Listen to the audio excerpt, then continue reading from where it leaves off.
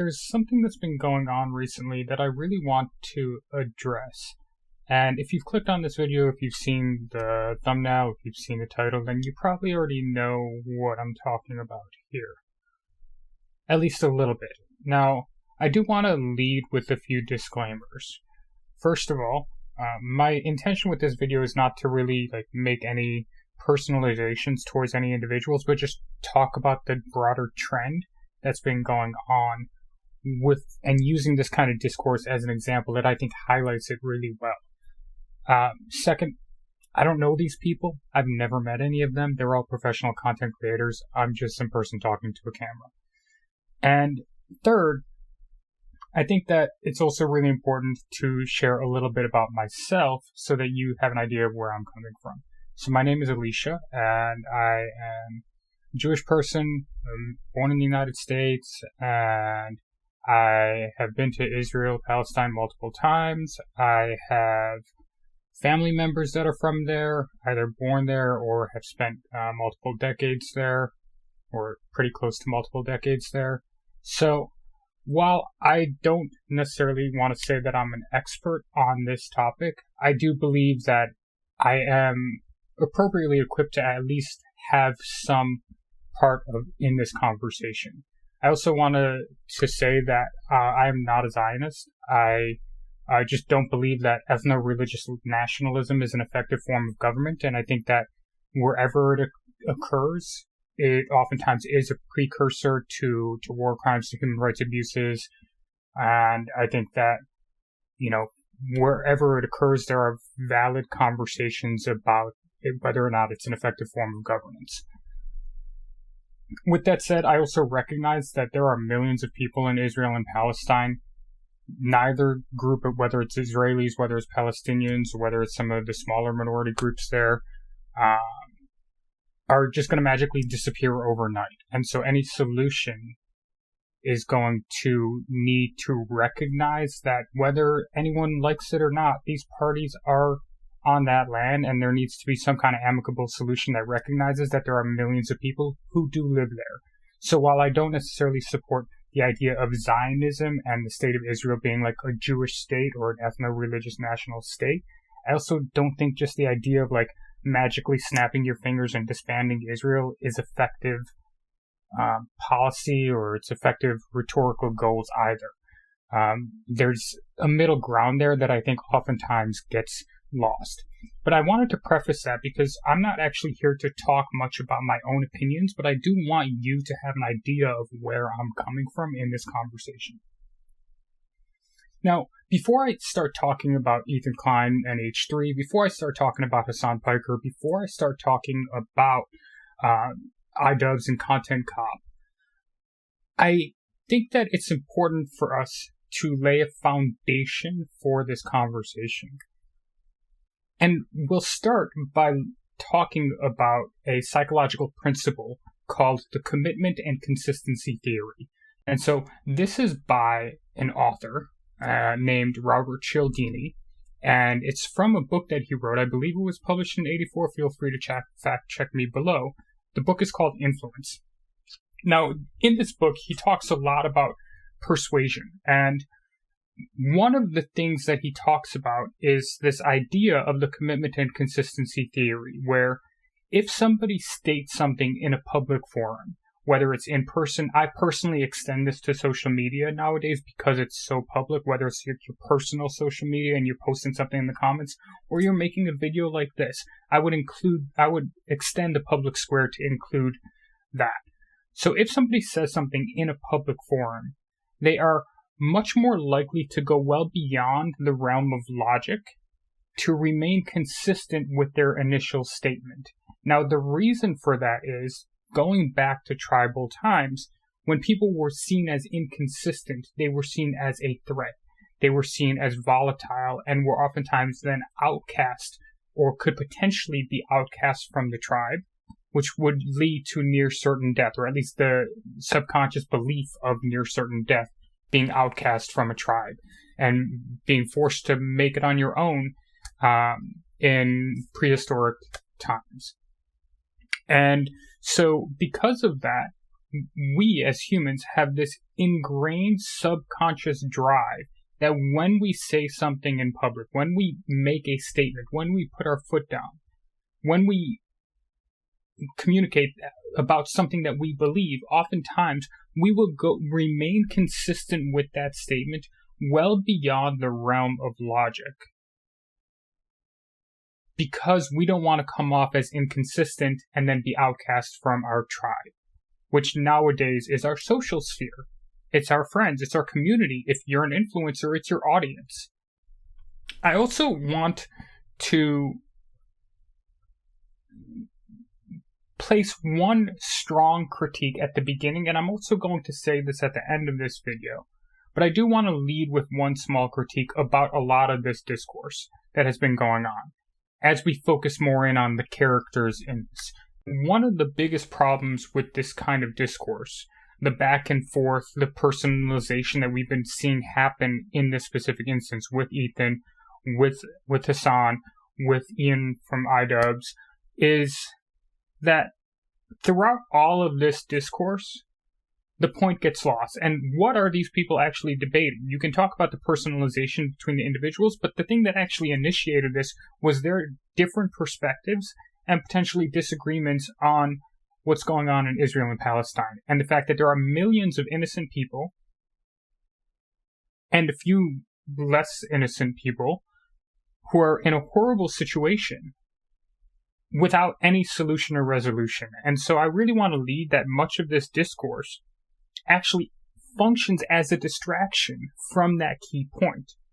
I also want to lead that I think everybody in this scenario is operating in good faith. I have my critiques of each party, and I will get into them shortly, but I do think that everyone is operating from their own definition of good faith. I think they are each trying to communicate what they believe. I think they each believe that they're the good person in the story, and that their actions are being received in a way different than how they personally see them. So I think that is also important to preface. But with that in mind, I'm actually going to start with Ian, Idubbbz, and his Content Cop series.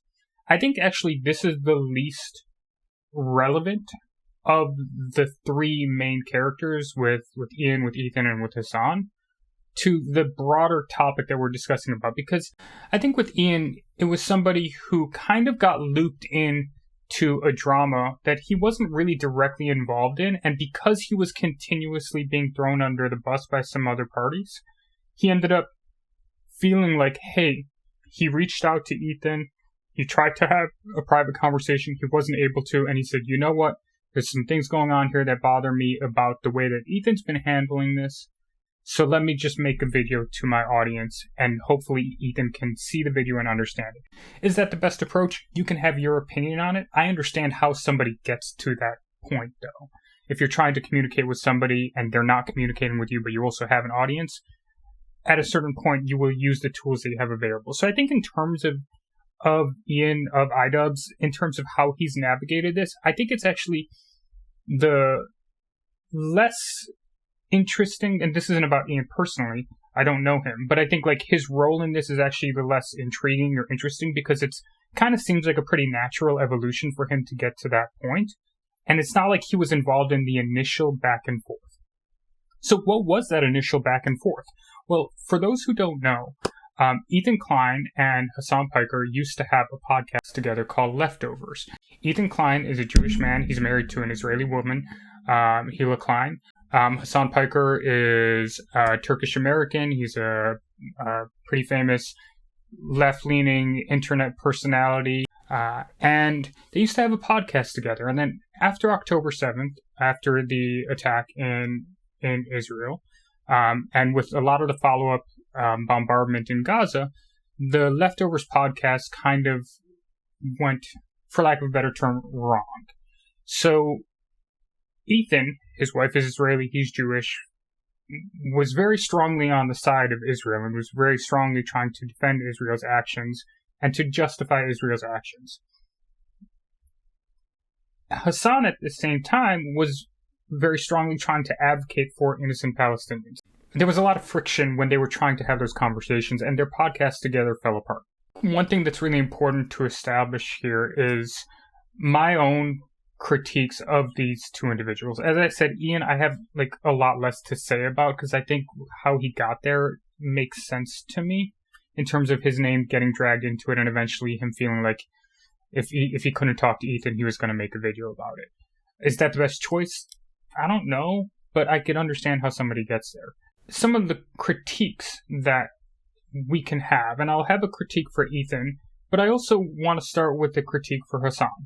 I think one of his bigger flaws is that oftentimes he falls into the fallacy of like, if this thing is bad, then this thing might be good. And I think that, for example, when he not only interviewed that Houthi kid who's like 17 or 18-year-old kid, however old he was, but also kind of celebrated a lot of what the Houthis were doing. And no matter your opinion on what's going on in Israel and Palestine, the Houthis are also a violent group who's been involved in civil war for a long time, who have used pretty extreme violence against their own people. They're not the good people in any story. For Hassan, when he saw that the Houthis were, threatening to attack Israeli and American ships in response to what was going on in Gaza, his perspective was, oh, these people are fighting back, and so therefore I'm going to celebrate them. But just because what Israel is doing in Gaza is bad doesn't necessarily mean that the Houthis are good. The kid that he interviewed, a lot of other people were trying to get that interview. So I'm not actually mad at him about interviewing that kid, the Houthi kid that he interviewed. It's more about like the broader like continued celebration of them that kind of ignores what their historical role in the region has been. I do think that Hassan overall is generally fairly accurate with his coverage. That may be my own bias. You can disagree if you want. And I think that oftentimes, though, he does get baited. He allows himself to get, like, looped into these drama cycles. I think he's gotten a lot better at it from what I've seen about not getting looped in. But I do think that when he does, he kind of falls back into this pattern of kind of being looped into these very unhealthy feedback loops, like what we're seeing right now with Ethan. Now, in terms of Ethan, I have two main critiques. The first one is less of a personal one, where I think that Ethan in many ways represents a part of the Jewish community, some part of the kind of Israeli universe as well, where they kind of just astroturf Hasbara over and over again. So if you don't know the term Hasbara, it's basically pro-Israel propaganda. You can look it up. There's a lot of documentation. There's actually like Israeli booklets and documents saying, here's how to actually promote Hasbara, how to promote pro-Israel propaganda, etc. And I think that one of Ethan's biggest failures is that oftentimes, whether it's him, whether it's wife, whether it's people in his community, I don't know them. But these individuals are basically just part of this broader network of basically not allowing any critique of Israel, even in situations where that critique might be legitimate, where there might actually be issues, where there might actually be flaws. And so I think that broadly, Ethan does lack a lot of nuance in his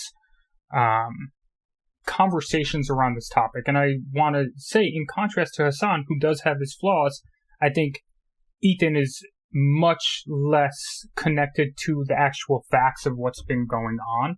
But that's not even really the problem, because I can understand if somebody has a personal attachment, he's Jewish, his wife is from there, he likely has a lot of family, extended family, etc. in Israel. So I can understand how he has a little bit of his own blinders on to what's going on. I might disagree with that. I think that is an intellectual failure. I think it's a failure of integrity to be willing to be honest with oneself about what actually is going on. But I can understand how somebody gets to that point. What my real issue with Ethan is that he has now gone ahead and taken all of these back and forths, the dialogues about Israel and Palestine that he's had with Hassan, some of the feedback that he's gotten, some of the ways that he's doubled down, and he's turned this into this personal rampage of personalization. Everything is about attacking him personally rather than people critiquing some of what he said.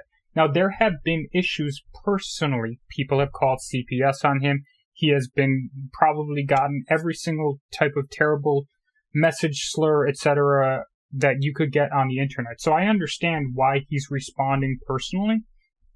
But I think initially, and where a lot of this comes from, is because rather than him actually being willing to engage with the dialogue, with the discourse of the topic at hand, which remember is that there are millions of innocent people in Israel and Palestine who are in a very tough situation right now, rather than him actually being able to continue that dialogue and that discourse with people who might disagree with him, who might have different perspectives than him, he immediately went and pivoted it into personalization, into becoming the victim in this situation, into using false claims of anti-Semitism, into using a lot of the constructs that have been weaponized broadly against pro-Palestinian voices, and making it about him and making it about his own role in this rather than the broader topic at hand. And this is why I think this is an important video to make, because I think this is exactly a perfect example of the strategy that the Israeli government employs, where they make it so thoroughly toxic to critique Israel that if you are a Jewish person who is pro-Israel, who is a Zionist, whatever word you want to say, you mentally believe that these attacks are becoming an attack on your core identity as a Jewish person, as a Jewish person in the world. Look, I grew up Jewish. I know exactly what has happened to Jewish people historically. My grandma ran away during the Holocaust and her whole entire family was killed. I get it. I understand what it means to be Jewish in the world.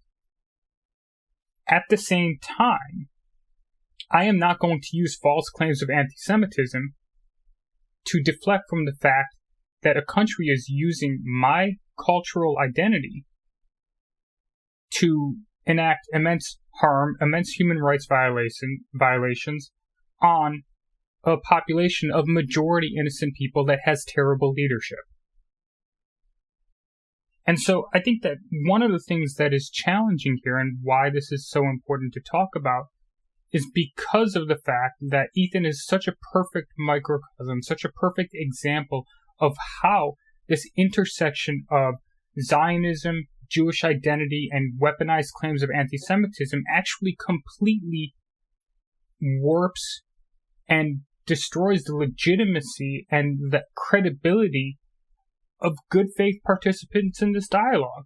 I believe that at the beginning of this, Ethan really did believe that he was standing up for the Jewish people, for the state of Israel, etc. And now he's gone so far deep into this discourse that he has now felt like over and over and over again his own identity has been attacked, when he's actually, this started with a conversation about a nation state. And you can talk about whether or not that nation state is attached to Jewish identity. Sure, that's a fair conversation. But because his identity, and because Israeli Hasbara has been so effective about training Jewish people to attach their identity to the state of Israel,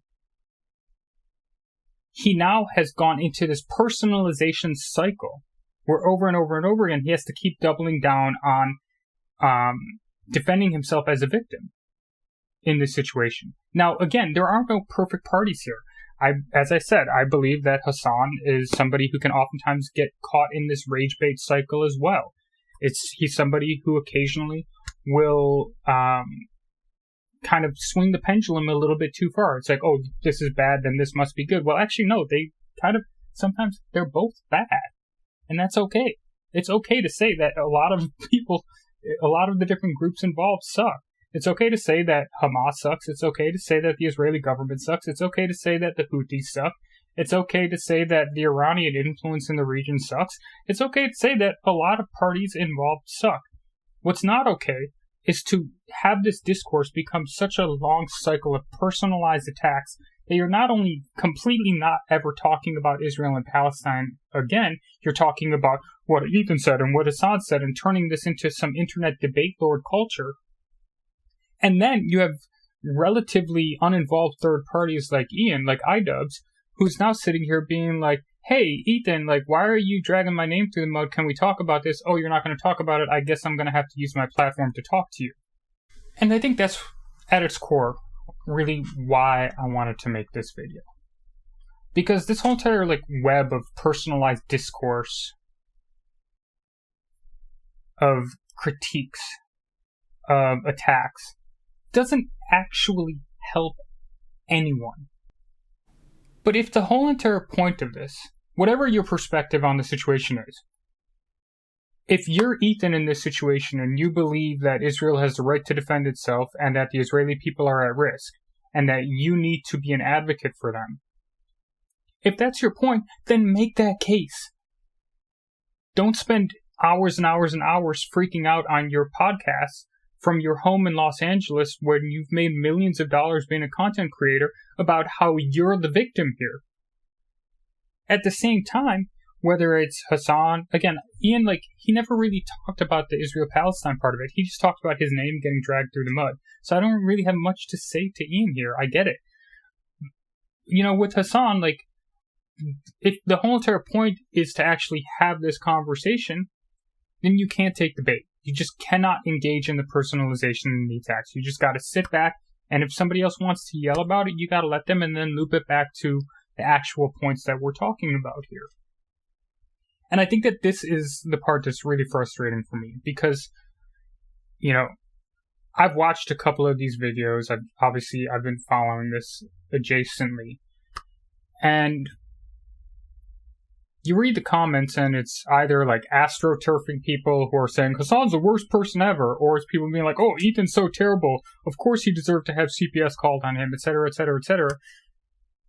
And nowhere in this conversation, and occasionally I'll see a comment that pops up with this, but nowhere in this conversation is anybody actually talking about the real problem and real solutions, which is the fact that both Israeli and Palestinian people are in a terrible situation.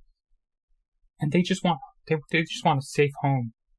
They want to have opportunity. They want to be able to make sure that their kids have opportunity. They want to make sure that they can provide for their family. They want to make sure that they can have a place to sleep at night, and that when they wake up, their family will be there, they'll have a roof over their head, and there'll be food on the table. And I think that this discourse is a great example of how poor internet culture and internet discourse is at actually finding solutions.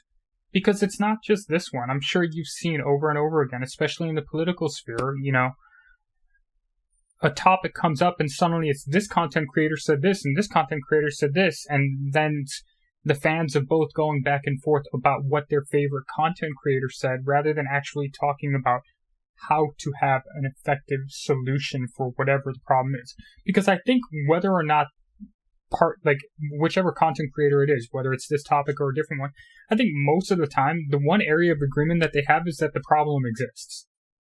Now, they might disagree on the specifics of the problem or how the solution looks or like what the perspectives of the problem are, etc. But I think most of the parties would agree the problem exists. And so I really want to encourage you, because I'm not going to sit here, I'm not going to change Ethan's mind, I'm not going to change Hassan's mind, you know, I'm not going to change any other content creator's mind or influencer's mind, and that's not my intention with this video. But if you are watching this, and really I'm not even trying to change your mind, but I do want to encourage you that when you see these kind of scenarios happening, to step back a little bit.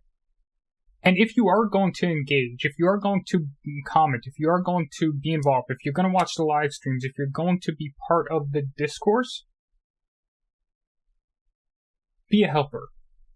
Be somebody that actually actively tries to find the solution rather than somebody who continues to stir the pot and pick sides, because that's not helping anybody and just leads to a lot more drama and a lot more videos going out that say absolutely nothing about the fact that in this situation there are millions of people in Israel and Palestine who are in a really bad situation. On that note, I've got an F1 race that's starting in 7 minutes, and I really want to watch the race, so I'm not going to take much more of your time. Again, my name is Alicia. I just wanted to say thank you so much for taking the time out of your day for watching this video. If you have any critiques, if you have any questions, if there's anything that I said that you maybe feel like needs a little bit more clarity, feel free to drop it in the comments below. I would love to continue this conversation. And I really encourage you, one, and I'm actually going to be making a video on a slightly different topic, but I will kind of take the end of that and put that right here at the end of this, which is you don't really need to have an opinion on stuff sometimes. Especially right away. Right when something happens, it's okay to step back. It's okay to wait 24 hours and let the news cycle play out and see how much information you can gather before you post some impassioned response or share to social media or tell all your friends about how so-and-so is such a bad person or how so-and-so won the debate or whatever it is. You don't really need to engage with that. You can just sit back.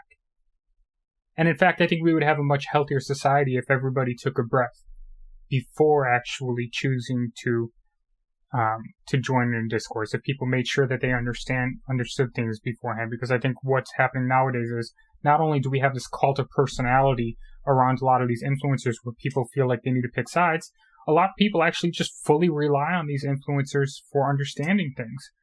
And I'm not saying everybody does, but a lot of people do. And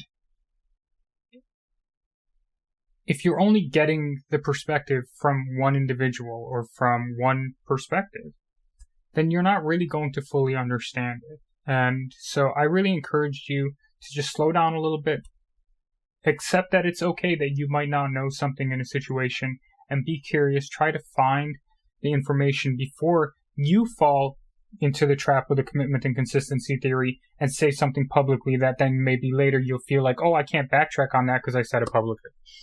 Anyways, on that note, I hope this has been helpful for you. If it has, feel free to share it with a friend, and I appreciate you taking the time out of your day.